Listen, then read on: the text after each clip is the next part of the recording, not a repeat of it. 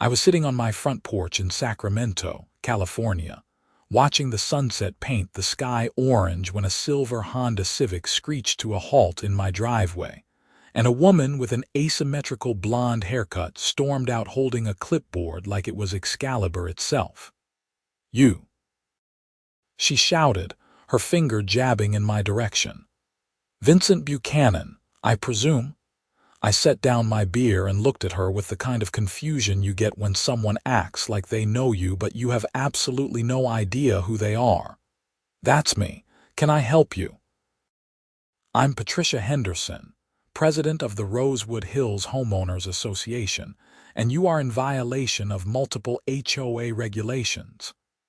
She marched up my walkway without invitation, her heels clicking aggressively against the concrete. "Now, here's the thing.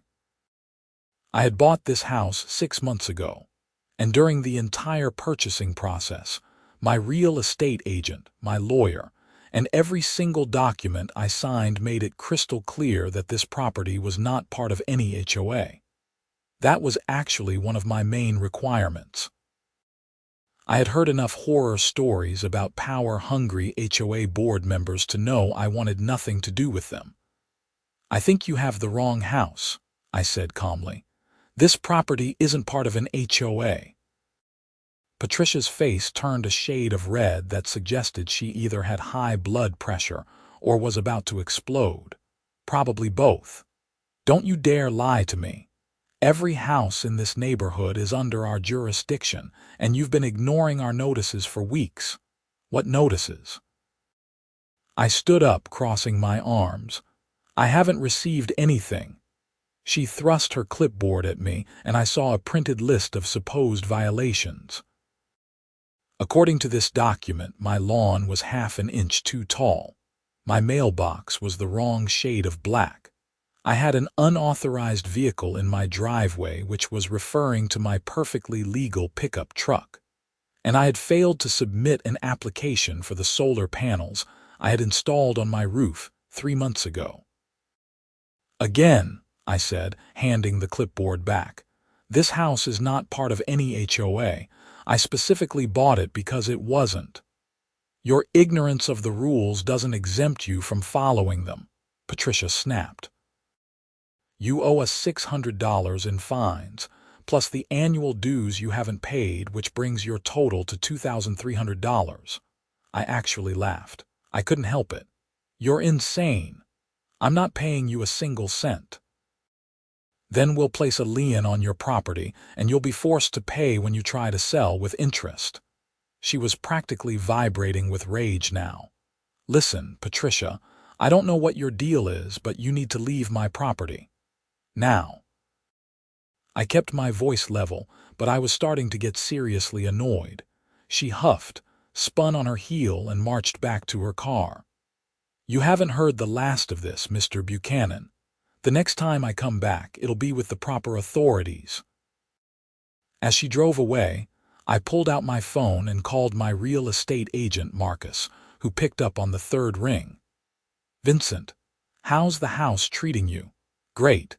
Except some woman just showed up claiming I'm part of an HOA and owe her over $2,000. Please tell me you have the documents that prove this place isn't under any HOA." There was a pause. "Absolutely. Your property is one of the original lots in that area, built in 1987, way before the HOA was established in 1995.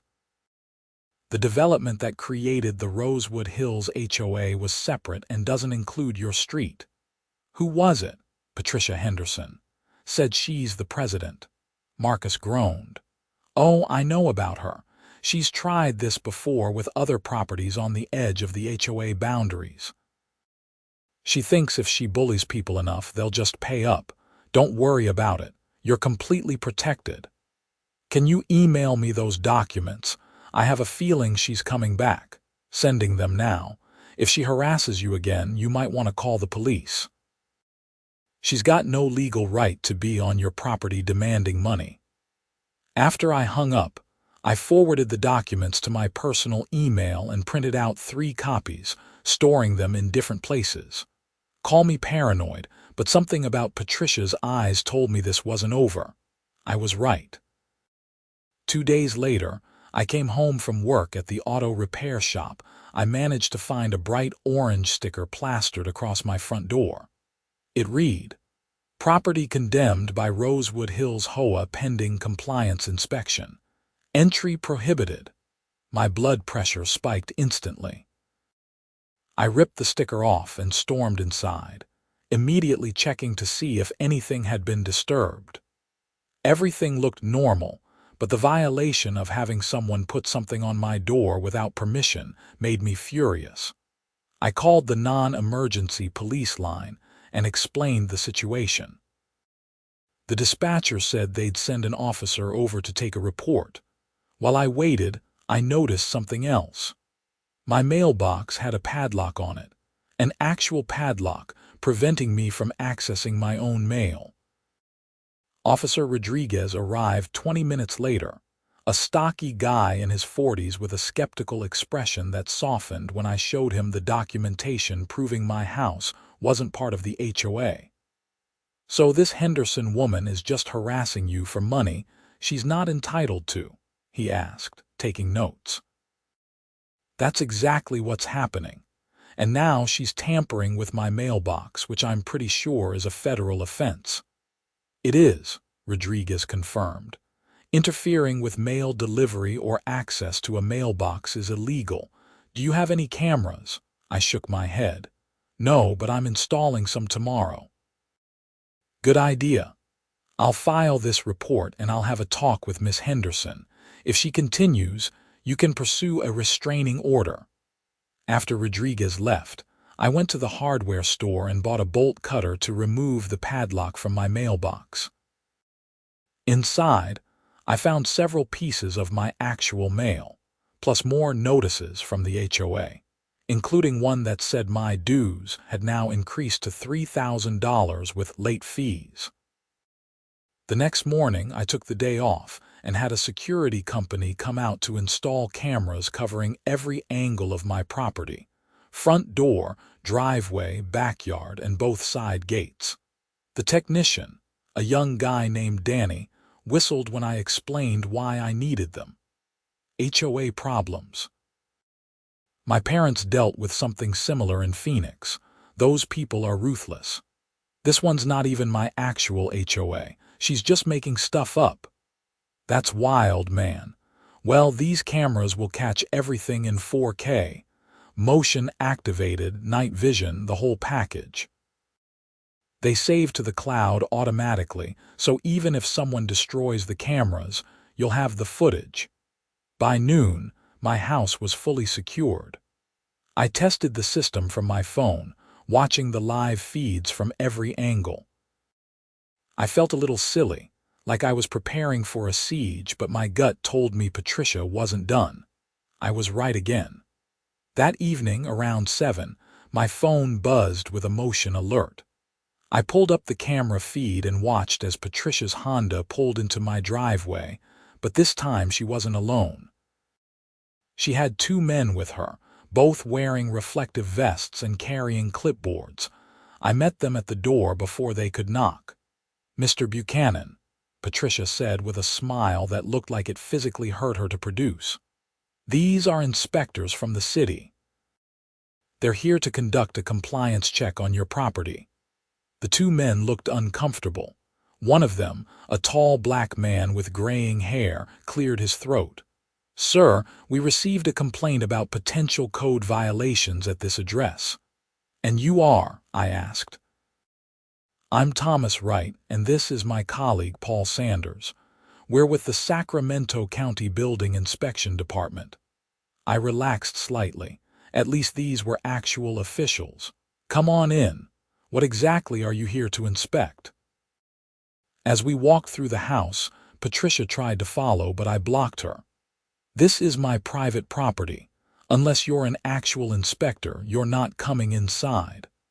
"I have every right as HOA president to—" "You have 0 rights here," I interrupted. "This property is not part of your HOA, as I've explained multiple times. If you don't leave my driveway, I'm calling the police again." Thomas and Paul exchanged glances. "Madam, if you're not the homeowner or an actual city official, you do need to wait outside," Thomas said diplomatically. Patricia's mouth opened and closed like a fish, but she eventually stomped back to her car. For the next 30 minutes, Thomas and Paul went through my house, checking electrical outlets, plumbing, the furnace, the water heater, and my solar panel installation. Everything was up to code because I had hired licensed professionals for all the work. "Mr. Buchanan, everything looks fine here," Thomas said as we returned to the front door. "The complaint mentioned unpermitted construction and hazardous conditions, but I don't see any evidence of that." "That's because Patricia Henderson made it all up to harass me," I said, keeping my voice down so she couldn't hear from the driveway. "She's been trying to force me to pay HOA dues for a property that isn't part of her HOA. I have all the documentation proving it." Paul frowned. "That's a serious accusation. I have documentation, witness statements, and now camera footage of her putting unauthorized stickers on my door and padlocking my mailbox. I filed a police report 2 days ago." Thomas pulled out a business card and handed it to me. "If she files any more false reports using city resources, let me know.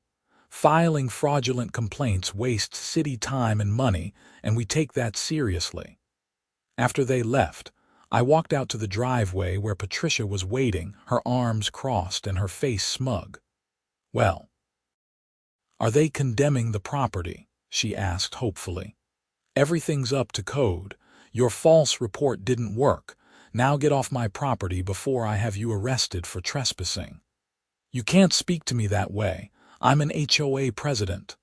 "Of an HOA that doesn't govern my property." "For the last time, leave or I'm calling the police." She jabbed her finger at me. "You're going to regret this, Vincent. I always win."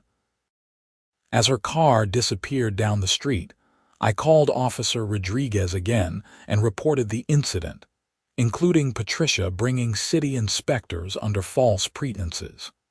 He sounded tired but promised to follow up.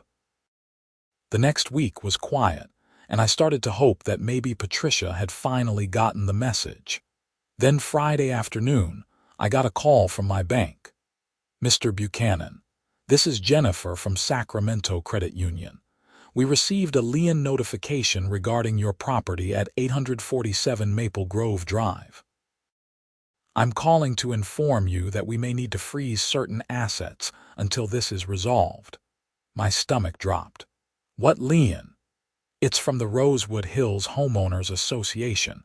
They claim you owe them $8,000 in unpaid dues and violations."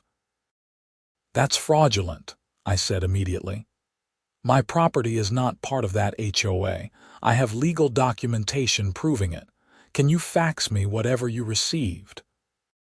20 minutes later, I was staring at an official-looking document claiming that a lien had been placed on my property by the Rosewood Hills HOA for chronic non-compliance and unpaid assessments. It had Patricia's signature, a notary stamp, and looked completely legitimate. I called my lawyer, Richard Steinberg, who I had used for the house purchase. His secretary put me through immediately. "Vincent, what's going on?" I explained everything. Patricia's harassment, the false violations, the city inspectors, and now this fraudulent lien.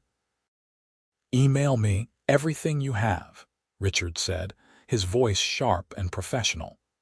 "This is illegal on multiple levels. You can't just file a lien against a property that's not under your authority. I'll draft a cease and desist letter and file a motion to have the lien removed immediately." "This is going to cost her." "Good. I want her stopped." "Oh, she will be. Filing a fraudulent lien is a serious offense. If we can prove she did this knowing your property wasn't under HOA jurisdiction, she could face criminal charges." For the next 3 days, Richard worked his magic. He contacted the county recorder's office, provided all my documentation, and got the lien flagged as disputed. He also sent Patricia a cease and desist letter via certified mail, demanding she remove the lien and stop all contact with me or face legal action. Her response was to show up at my house again. This time, it was a Sunday morning. I was in my garage working on my truck when I heard a vehicle pull up. The security system alert went off on my phone, and I checked the camera to see not just Patricia, but a tow truck backing into my driveway. I ran outside. "What the hell do you think you're doing?" Patricia stood there in a pantsuit and pearls, looking like she was about to attend a country club brunch. "Your vehicle is in violation of HOA regulations regarding commercial vehicles in residential driveways. It's being towed to the impound lot. That's my personal truck, and you have no authority to tow it." I shouted at the tow truck driver, who had gotten out and was approaching my truck with chains. The driver, a heavy-set man with a beard, looked between us uncertainly. "Madam, you said this was an authorized HOA tow." "It is," Patricia insisted. "It absolutely is not," I countered. "This property is not part of any HOA. She's committing fraud and theft. If you hook up that truck, I'm calling the police and pressing charges against both of you." The driver's eyes widened. "Hey man, I'm just doing my job. The lady called my company and said she had authorization." "She's lying," I said firmly. "I have documentation proving this house is not under HOA jurisdiction. I also have a lawyer who will sue your company into oblivion if you take my vehicle." The driver looked at Patricia. "Madam, do you have paperwork proving you have the authority to request this tow?" Patricia's face flushed. "I don't need to show paperwork to some tow truck driver." "I gave you an order, now follow it." "Yeah, I'm not doing this." The driver raised his hands and backed away from my truck. "I'm not getting involved in whatever dispute this is. You two figure it out." He climbed back into his tow truck and drove off, leaving Patricia standing in my driveway, shaking with rage. "You just cost me $300 for that truck to come out here," she screamed. "Good. Maybe next time you won't try to steal people's property." I pulled out my phone. "I'm calling the police. Right now. You've gone way too far." "I'm not afraid of the police. I know the police chief personally." "Then I'm sure he'll be very interested to hear about how you're impersonating authority and attempting to steal vehicles." For the first time, I saw actual fear flicker across Patricia's face. She must have realized she had crossed a serious line because she turned and practically ran to her car. "This isn't over," she yelled before speeding away. I called Officer Rodriguez immediately. He answered on the first ring, and when I explained what had just happened, there was a long silence. "She tried to have your truck towed." "Yes. I have the whole thing on camera. The tow truck driver can be a witness too. He left when I told him this was theft." "Vincent, I need you to send me all your camera footage from every interaction with this woman. What she's doing has escalated beyond harassment. This is fraud, attempted theft, and I think we have enough for criminal charges." My heart was pounding. Seriously, send me everything." "I'm going to talk to my sergeant and the district attorney's office. Miss Henderson has been a thorn in the city's side for years, but this time she's actually committed crimes we can prosecute." I spent the next several hours compiling every video clip, every fake notice, every photograph of the mailbox padlock, and every document from my lawyer. I created a detailed timeline and sent it all to Officer Rodriguez, copying Richard on everything. Richard called me that evening. "Vincent, this is even better than I thought. With the fraudulent lien, the attempted vehicle theft, and the pattern of harassment, we're looking at potential charges of fraud, impersonation of authority, and theft by deception. The DA is going to love this case. What happens now? The police will investigate, interview witnesses like the tow truck driver and the building inspectors, and if they have enough evidence, they'll arrest her. In the meantime, I'm filing a civil lawsuit for harassment, defamation, and intentional infliction of emotional distress. Even if the criminal case doesn't stick, we're going to make sure she never does this again. How much is this costing me? Richard laughed. Don't worry about my fees right now. When we win the civil case, and we will, she'll be paying everything plus damages. This is the kind of slam-dunk case lawyers dream about. The next week felt like the longest of my life. I went to work, came home, and watched my camera feeds obsessively, expecting Patricia to show up with some new scheme. But my street stayed quiet. Then on Thursday afternoon, Officer Rodriguez called. "Vincent, I wanted to give you a heads up. We're executing a warrant for Patricia Henderson's arrest tomorrow morning. I thought you'd want to know." A wave of relief washed over me. "You're actually arresting her?" "Yes. We have more than enough evidence." We interviewed the tow truck driver, the building inspectors, and several other homeowners in the area who have had similar problems with her. Turns out you're not the only person she's tried this with. We also discovered she's been filing false liens against 3 other properties that aren't under HOA jurisdiction. The DA is charging her with multiple counts of fraud, filing false documents, and attempted theft. Thank God. I was starting to think she'd never face consequences. People like Patricia rely on their victims being too tired or too scared to fight back. You fought back, and now she's going to pay for it. I'll keep you updated.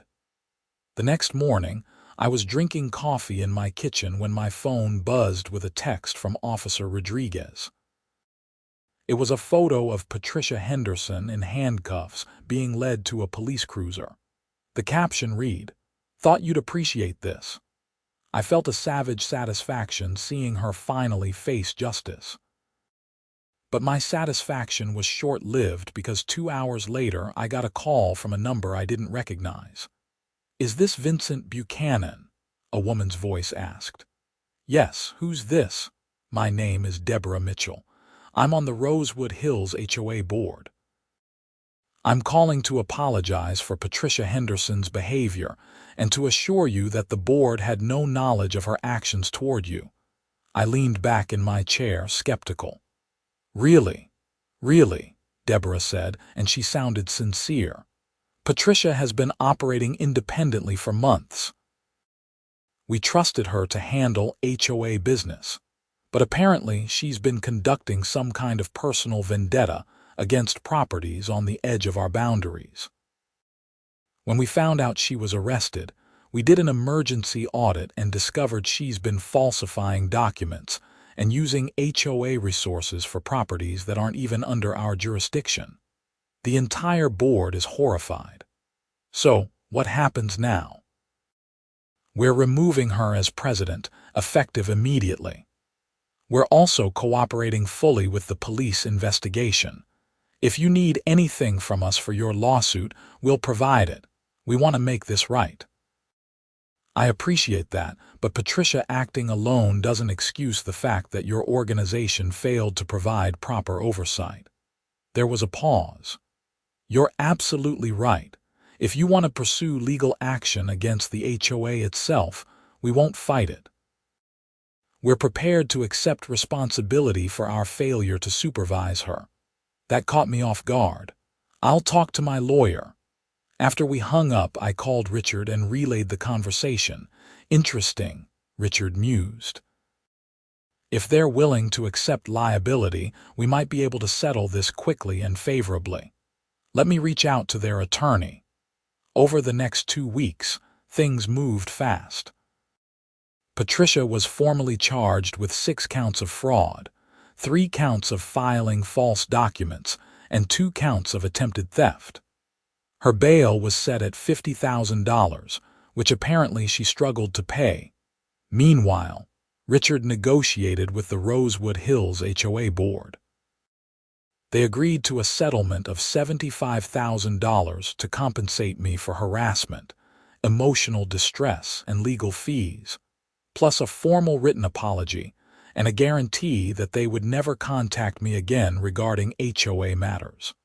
The money was nice, but honestly, the apology felt better.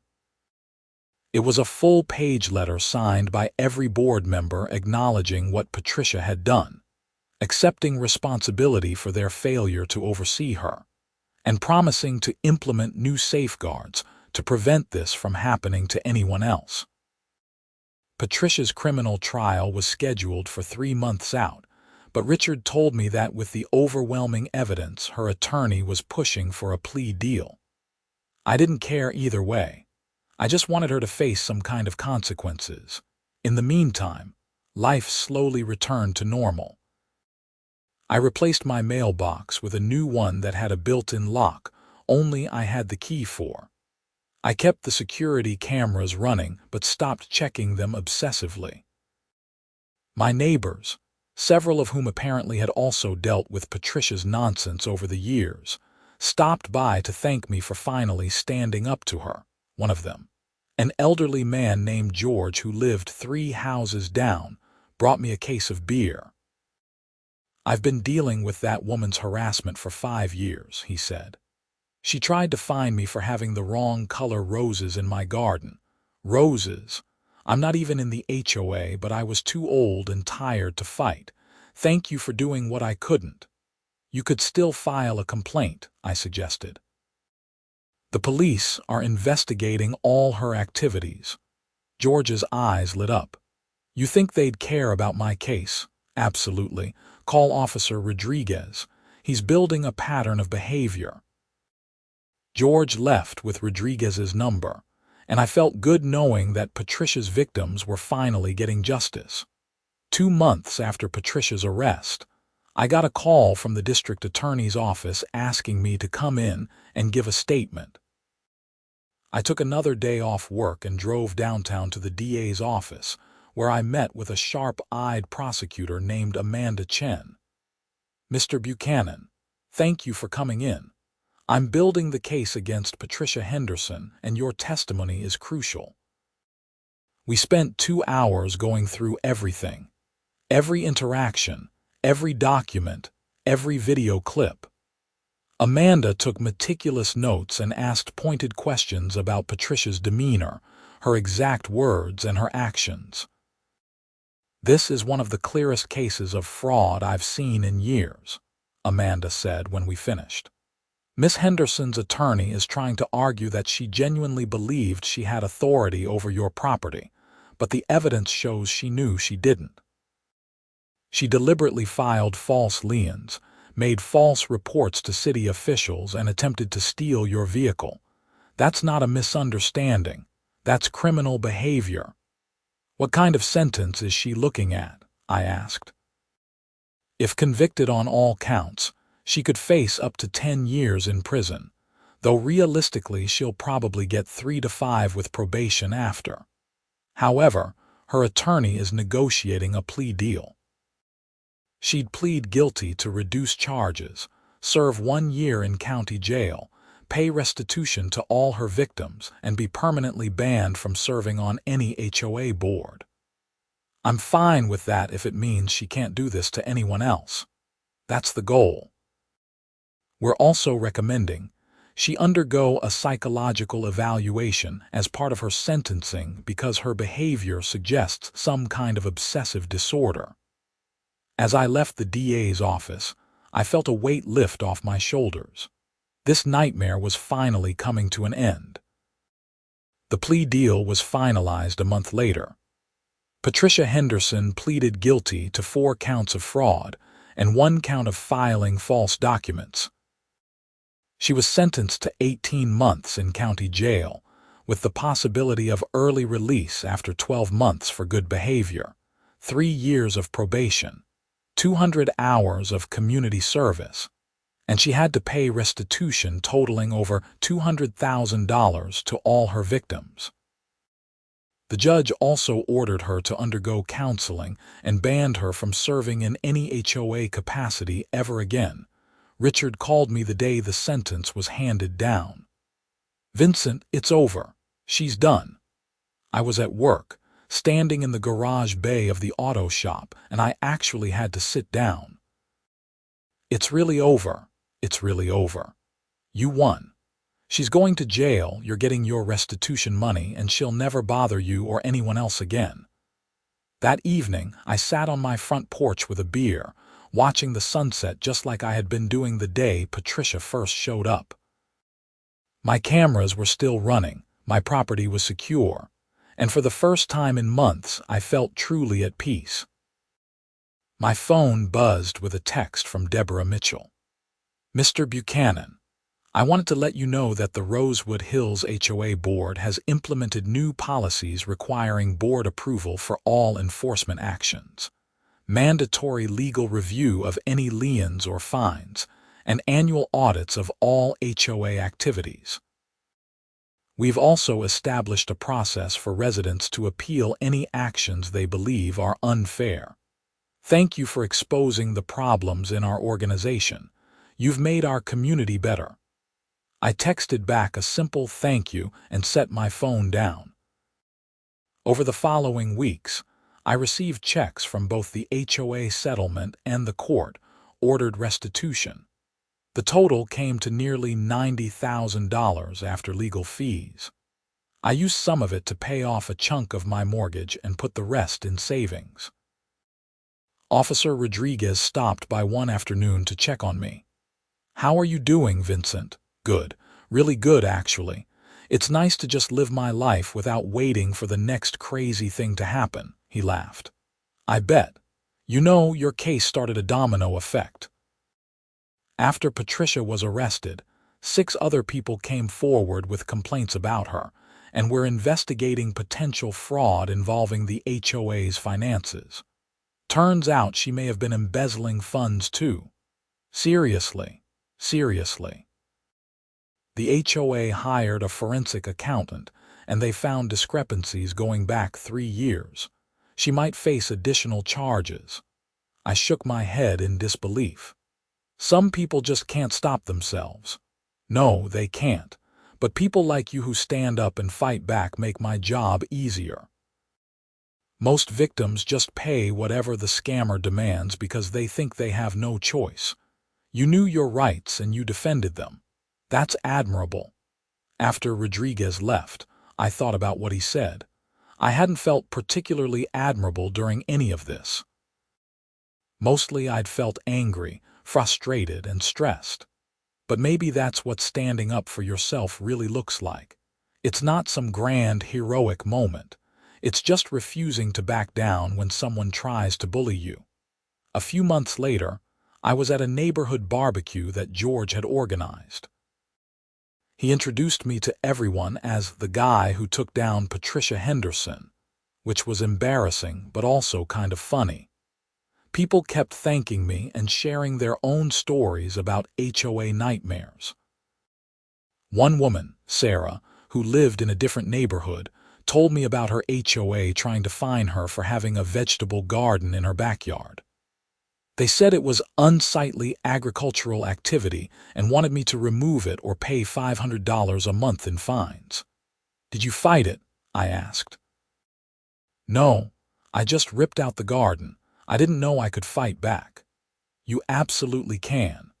If your property actually is under HOA rules, read your CC and Articles carefully.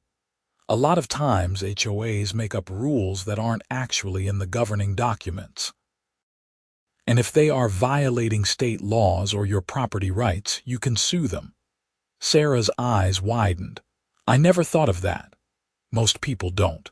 That's how HOAs get away with this stuff. They rely on people not knowing their rights. By the time the barbecue ended, I had given my lawyer's contact information to 3 different people who wanted to fight back against their own HOA problems.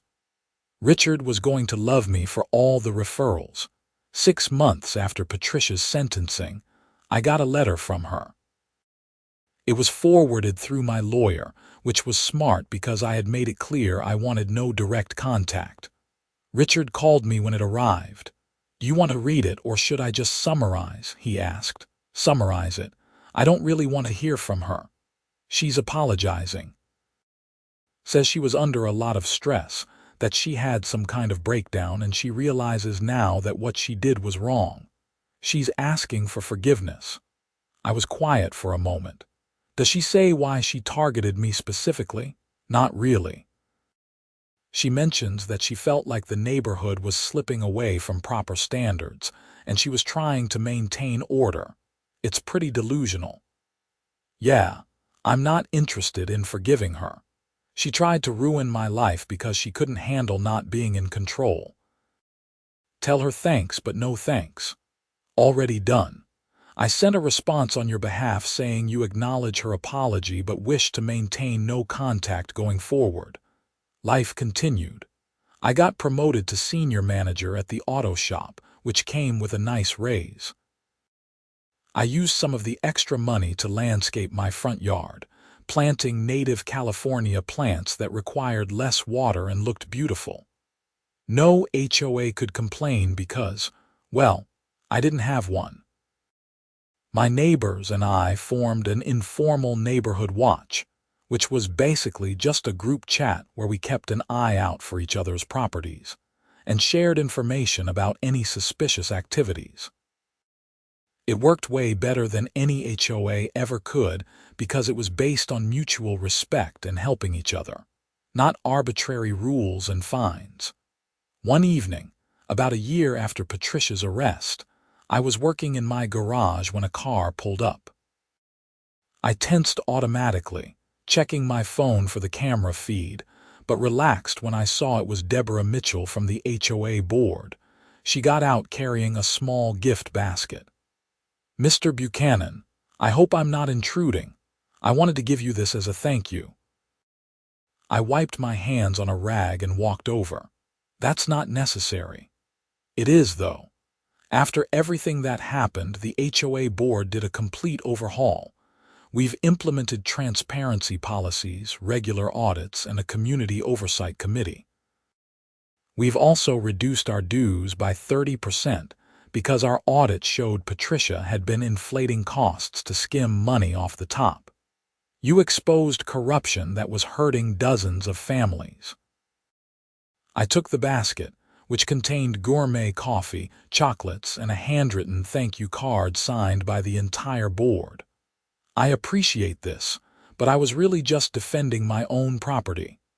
"Maybe, but the ripple effects helped a lot of people. Also, I wanted to let you know that Patricia Henderson is being released from jail next month. She served 14 months and is getting out early for good behavior. I thought you should know." My stomach tightened. "Is she coming back to this area?" "No. Part of her probation requires her to move at least 50 miles away and have no contact with anyone in this neighborhood. If she violates that, she goes straight back to jail. But I wanted you to be aware, just in case." After Deborah left, I called Officer Rodriguez and confirmed what she had told me. He assured me that if Patricia violated any terms of her probation, she'd be arrested immediately. "She'd be insane to come anywhere near you," Rodriguez said. "She knows you have cameras, documentation, and a lawyer on speed dial. I doubt she'll risk it." He was right. Patricia was released from jail the following month, and according to Deborah, she moved to Fresno and got a job doing clerical work for a dentist's office. No HOA involvement whatsoever, which was probably for the best. As for me, life returned to a peaceful routine. I dated a woman named Alina for a few months, though that didn't work out. I adopted a dog, a German Shepherd mix named Ranger, from the local shelter. He became the perfect security system upgrade, barking at anyone who approached the house, but gentle as a lamb with people he knew. 2 years after the whole Patricia incident, I was at Home Depot buying supplies for a deck I was building in my backyard when I ran into Thomas Wright, one of the building inspectors who had come to my house that day. "Vincent, how are you?" he asked, genuinely pleased to see me. "Doing great." "How about you?" "Good, good. Hey, I wanted to tell you that after your case, the city implemented new policies about how we respond to HOA complaints. We now verify that the property is actually under HOA jurisdiction before sending inspectors out. Your situation taught us we were being used as a weapon by people like Patricia Henderson. That's great to hear. I'm glad something positive came out of all that mess. We chatted for a few more minutes before going our separate ways, but the conversation stuck with me. My fight against Patricia had created real systemic change. It wasn't just about me anymore. It was about protecting future homeowners from similar harassment. That realization felt good. I hadn't set out to be any kind of crusader or activist. I just wanted to live in my house without being bothered by a power-hungry HOA president. But by standing my ground and refusing to be bullied, I had helped other people too. As I drove home with my truck bed full of lumber, I thought about everything that had happened. The stress, the anger, the fear that Patricia might actually succeed in ruining my life. But also the support from my lawyer, the police, my neighbors, and even strangers who had heard about my case and reached out with their own stories. When I pulled into my driveway, Ranger barked excitedly from inside the house. I unloaded the lumber, stacking it neatly in the garage, and then went inside to feed my dog and make dinner. My house was mine. No HOA rules, no arbitrary fines, no Patricia Henderson. Just me, my property, and the freedom to live my life the way I wanted. That evening, I sat on my porch with Ranger at my feet, watching the sunset paint the Sacramento sky in shades of orange and purple. My phone buzzed with a text from George inviting me to another neighborhood barbecue next weekend. I replied that I'd be there and asked if I should bring anything. Life was good. Simple, peaceful, and drama-free. Exactly what I had wanted when I bought this house. And if another Patricia Henderson ever showed up at my door trying to pull the same nonsense, well, I had cameras, documentation, a lawyer's number saved in my phone, and a very good guard dog. But more importantly, I had the knowledge that standing up for yourself actually works. Sometimes the system does work. Sometimes the bad guys do face consequences.